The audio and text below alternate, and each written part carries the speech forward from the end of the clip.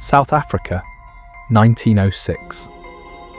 At the edge of the Natal province, where Catholic missions stood against the backdrop of colonial change, a quiet convent became the centre of one of the most terrifying possession cases ever recorded. Her name was Clara Germana Cele, just 16 years old, an orphan raised in a strict Catholic mission. On the surface, she was an ordinary schoolgirl, but within those convent walls, something sinister was said to awaken inside her. Witnesses would later claim to have seen Clara do the impossible: levitate more than 5 feet in the air in front of a crowd of over 100 people. Speak in languages she had never studied: Latin, German and French, with a fluency that stunned missionaries. Shriek in guttural voices, recoil violently from crucifixes, and reveal hidden secrets about those around her. To the priests who stood at her bedside, it was undeniable. Clara was possessed by the devil himself. But more than a century later, the story still forces us to ask, was Clara truly under the grip of a demonic force? Or was her terrifying ordeal the result of psychology, suggestion, and fear magnified within the cloistered walls of a South African mission?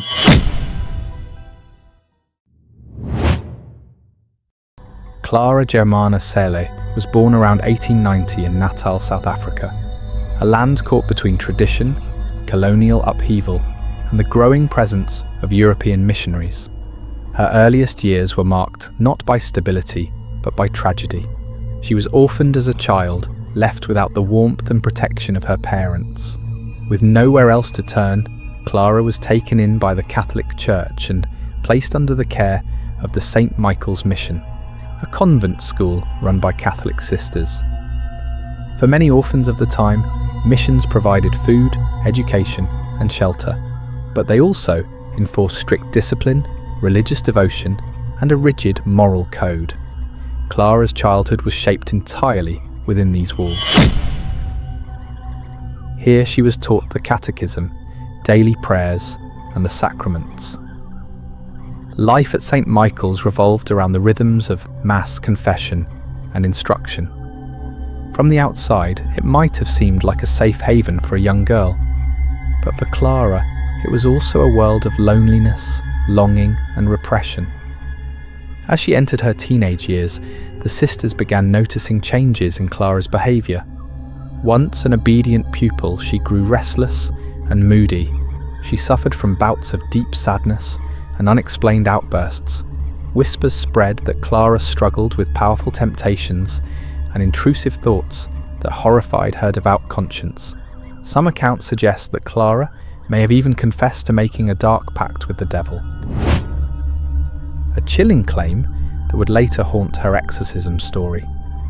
Whether this was the invention of a troubled teenager or something far more sinister, no one at St. Michael's could have imagined how violently her life was about to unravel.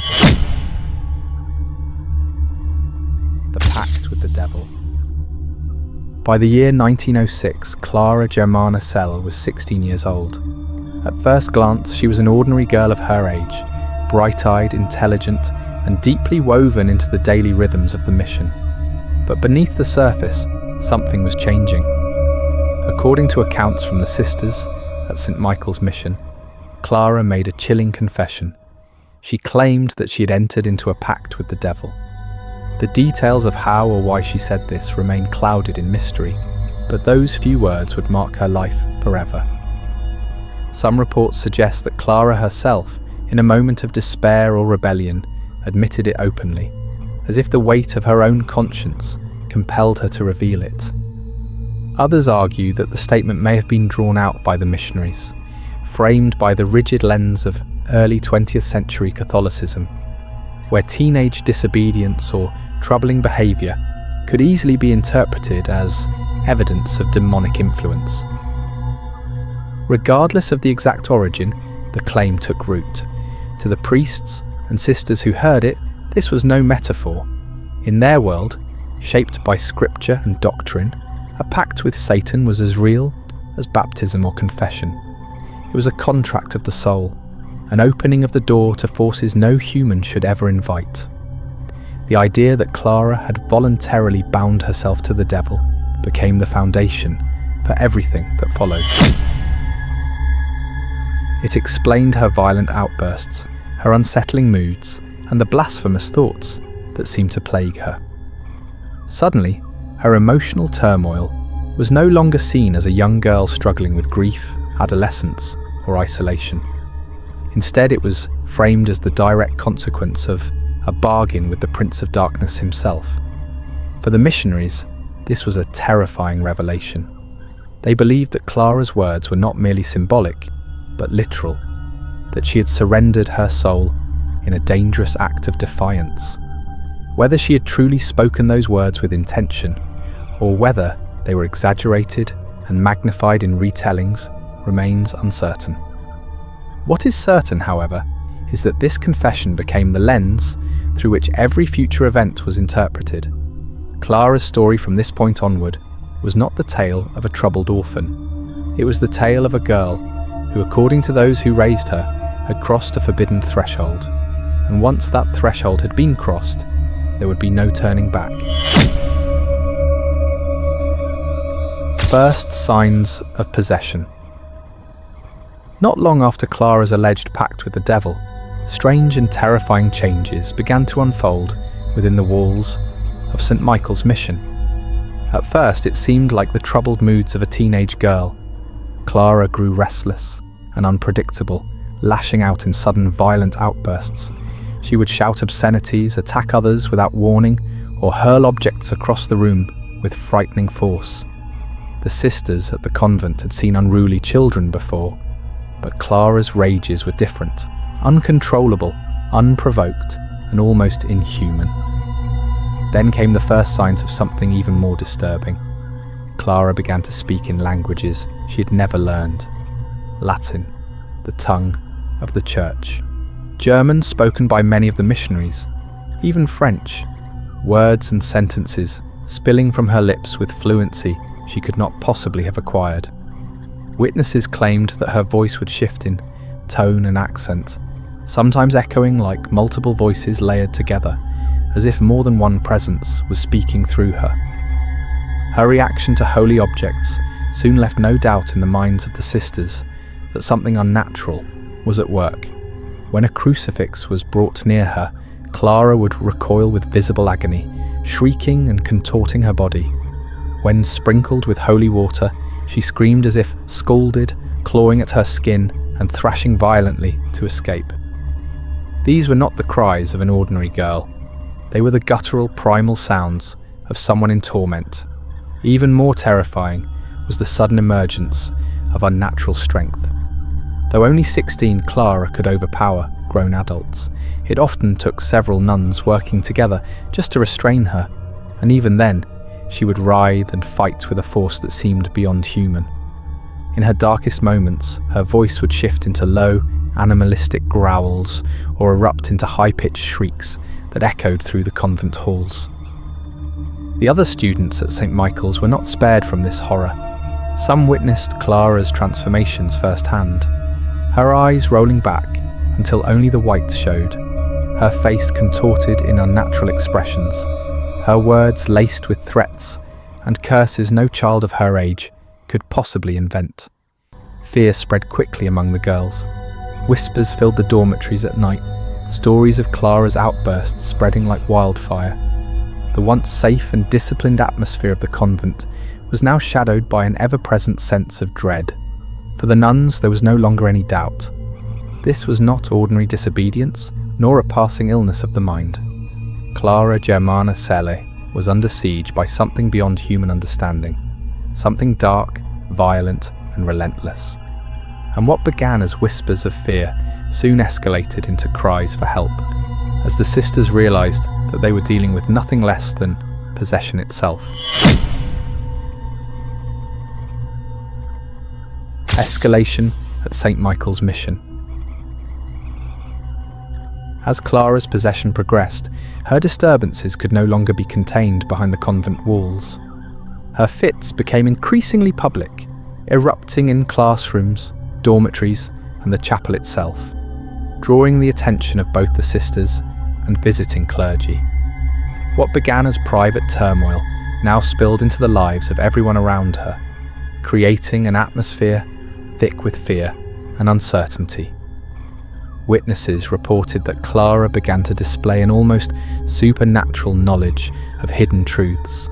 She spoke of intimate details about people's lives, secrets they had never revealed, confessions they had whispered only to God.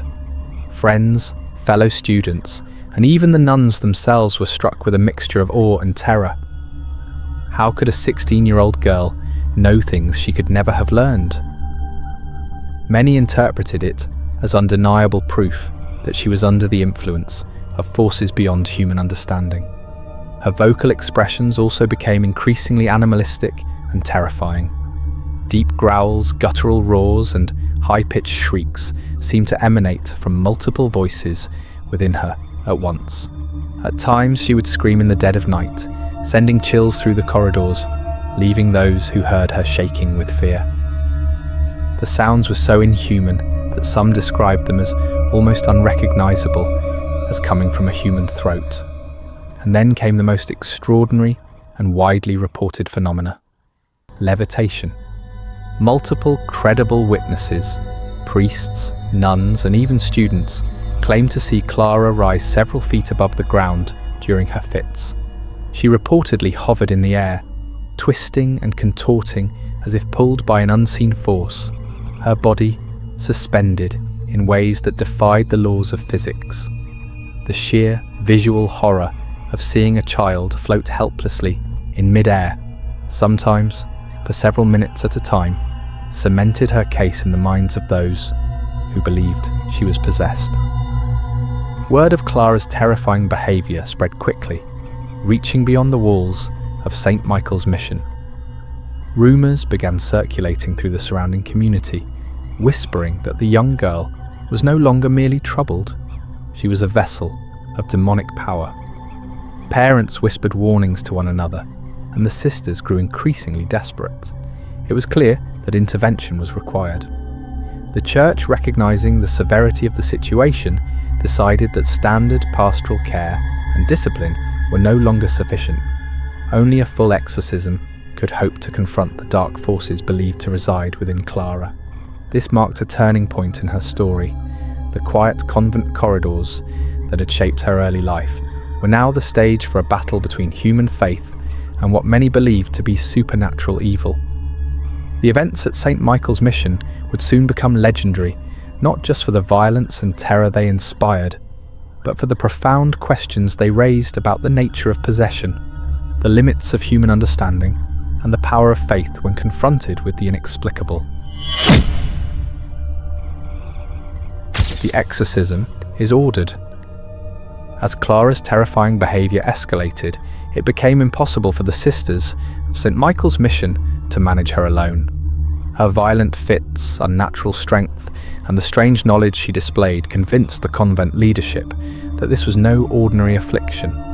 Something far darker was at work, something that required the intervention of those trained in the rites of the church, a formal exorcism. The church acted quickly, calling upon two of its most experienced missionaries, Reverend Erasmus Horner and Reverend Mansuetti.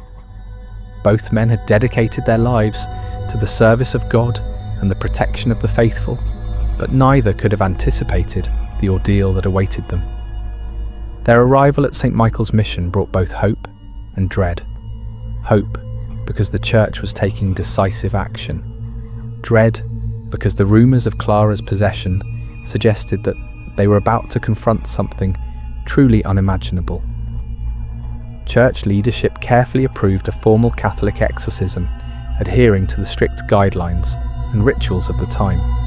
This was a grave measure, reserved only for those believed to be under the influence of malevolent forces. The priests prepared themselves with prayers, holy water, crucifixes, and the confidence of faith, aware that they were entering a battle that had both spiritual and physical dangers. Unlike the brief blessings or minor interventions attempted in previous years, this exorcism was not a one-day event. It was planned to span multiple days, a sustained spiritual assault against the presence believed to dwell within Clara. The sisters cleared the convent's halls and assembled in prayer, ready to support the priests as they confronted the forces tormenting the young girl. Every moment was charged with anticipation, the air thick with tension and fear. The stage was set for a violent struggle, one that would test the limits of human endurance, faith, and courage. Clara, now aware of the priest's intentions, reacted immediately, her strength and fury magnified by the recognition that she would be challenged. What began as a careful ritual quickly escalated into hours of intense confrontation. The exorcists recited prayers and blessings, sprinkled holy water, and commanded the evil to depart, while Clara resisted with all the force and malevolence that seemed almost inhuman. The battle had begun, and it was clear to all present that this would not be an ordinary exorcism. The next 48 hours would become a trial of faith, endurance, and survival, as the priests faced the terrifying reality of a girl who seemed to defy both the physical and spiritual limits of the human form.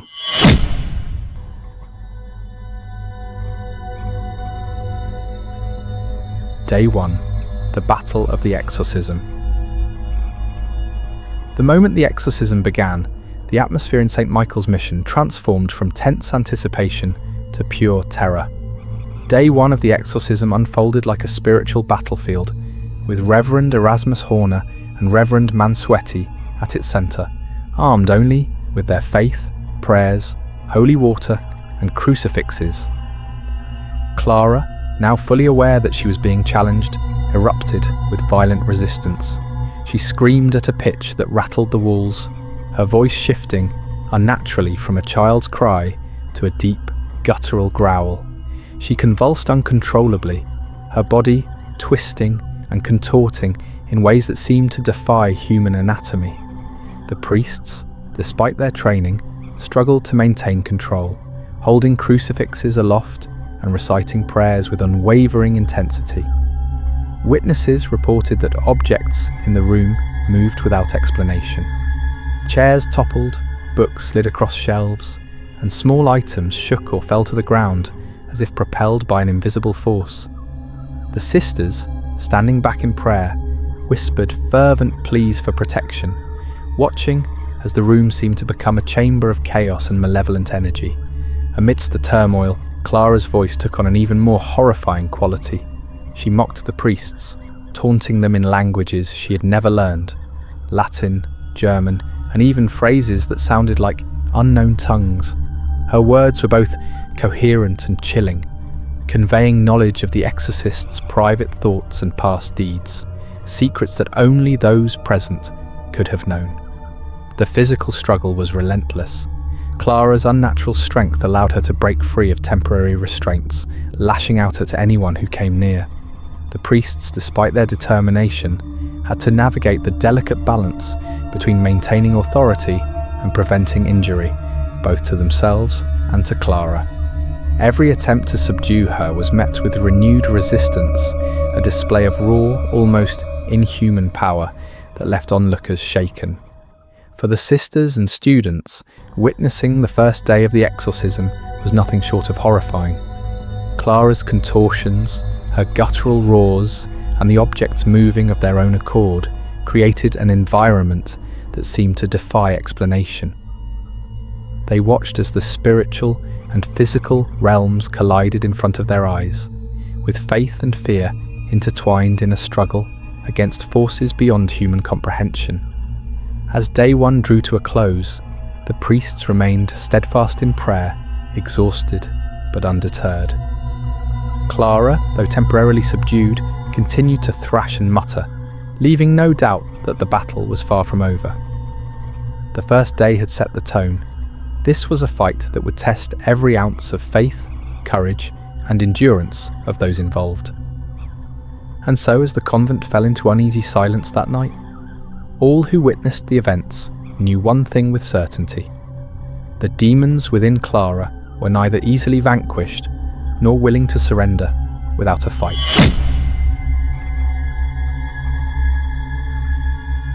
Day 2. The Battle of the Exorcism. Day 2 of Clara Germana Cele's exorcism marked the climactic turning point of one of the most terrifying cases of possession in recorded history.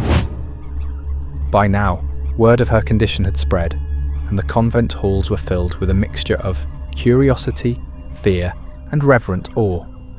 Onlookers, nuns, students, and even local clergy gathered to witness what would become the final and most dramatic confrontation with the forces tormenting Clara. From the very beginning of the day, Clara's resistance escalated. Her screams and guttural roars echoed through the corridors, bouncing off the stone walls of St. Michael's Mission. She shook violently, her body writhing uncontrollably as if gripped by unseen hands. Every effort by the nuns to restrain her was met with unnatural strength. Ropes and belts strained under her force. Chairs were overturned, and holy objects trembled in her presence. Then came the moment that would etch itself into the annals of exorcism history. Clara allegedly levitated several feet off the ground. With her small frame suspended in mid-air, she twisted and arched backward, her head thrown back as she howled in voices that were not entirely her own. The nuns held her as best they could, trying to anchor her to reality, while the priests pressed forward with the sacred rites. The priests, Reverend Horner and Reverend Mansuetti, conducted the full Roman ritual of exorcism, their voices steady and commanding. They sprinkled holy water, raised crucifixes, and invoked the names of saints, angels, and the power of God. Each prayer was met with Clara's violent defiance.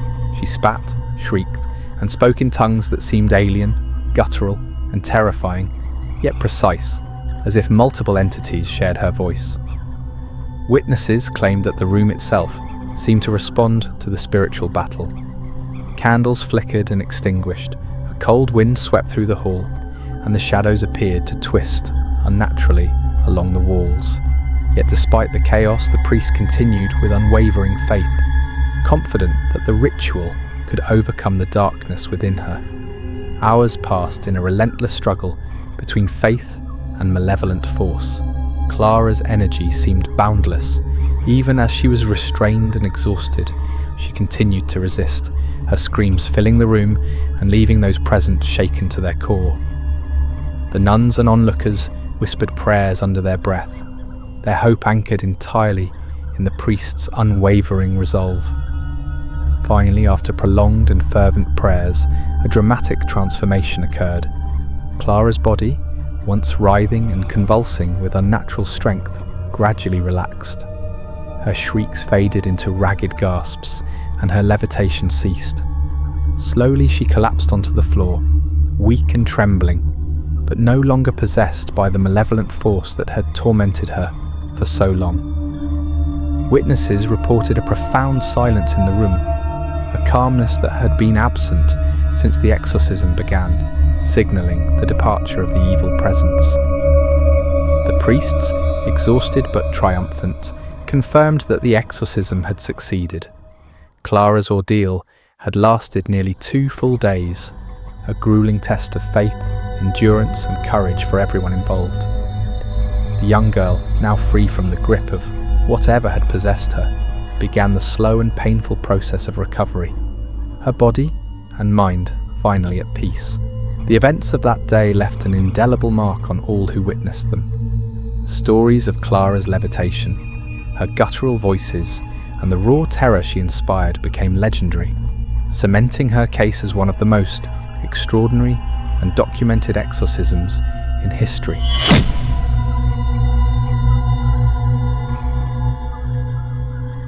Aftermath of Clara Germana Cele.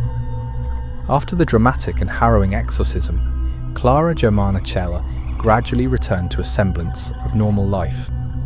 Those who had witnessed her violent fits and levitations described a profound transformation. The intense convulsions, guttural voices, and supernatural phenomena that had dominated her existence seemed to vanish. The young girl, once the center of terror and fascination, became a quieter presence, no longer the vessel of fear she had been. Reports suggest that Clara survived her ordeal and lived quietly in the years following the exorcism.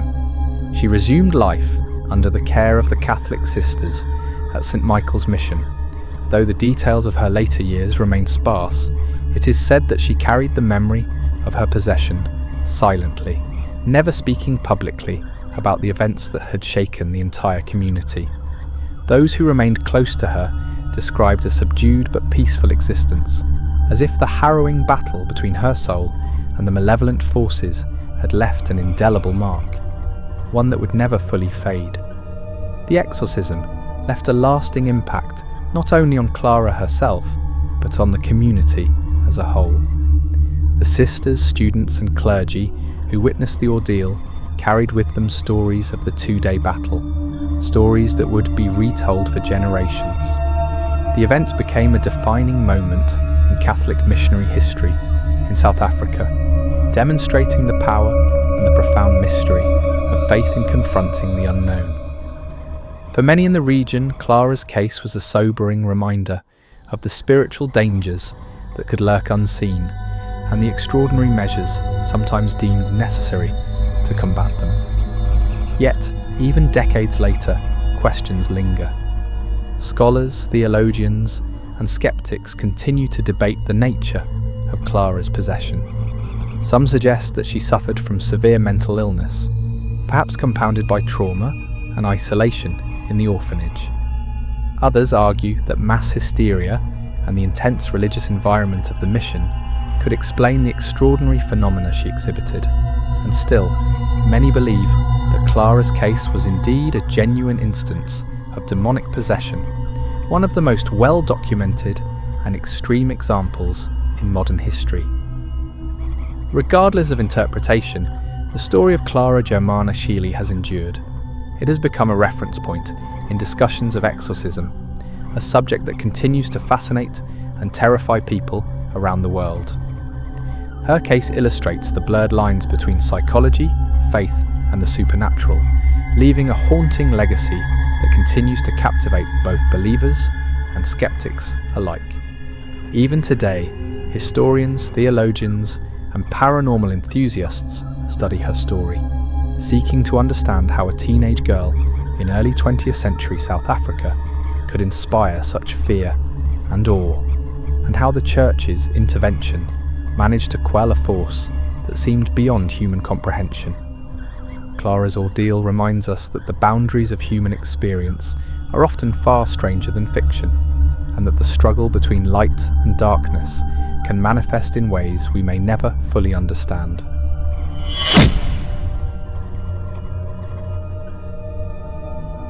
The legacy of Clara Germana Cele.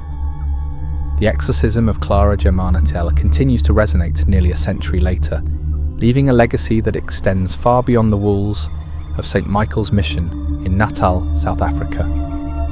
For many, her case represents one of the most extraordinary and terrifying instances of possession ever recorded, a story that has survived through eyewitness accounts, missionary records, and the retelling of generations who were captivated by the ordeal.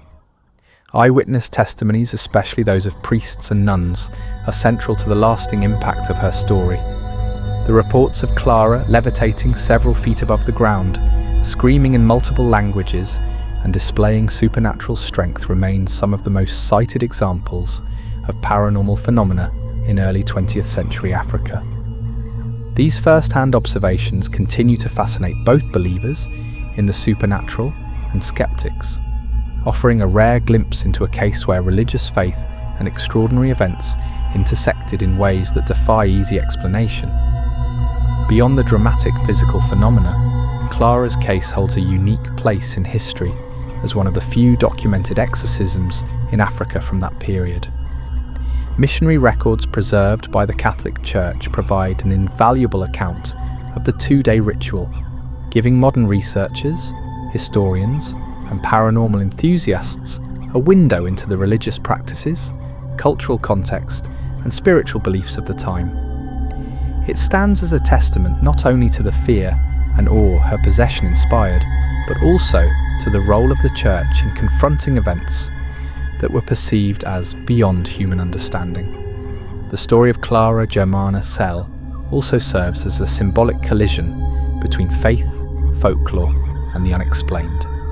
It raises questions about the boundaries between mental illness and spiritual possession, about the influence of culture and religion on human perception, and about the mysteries that lie at the edges of human experience. Clara herself became a figure whose life, both ordinary and extraordinary, challenges us to consider how society interprets, records, and responds to phenomena that cannot be easily categorized. Books, articles, and paranormal studies continue to cite her case as a landmark event in the history of exorcism.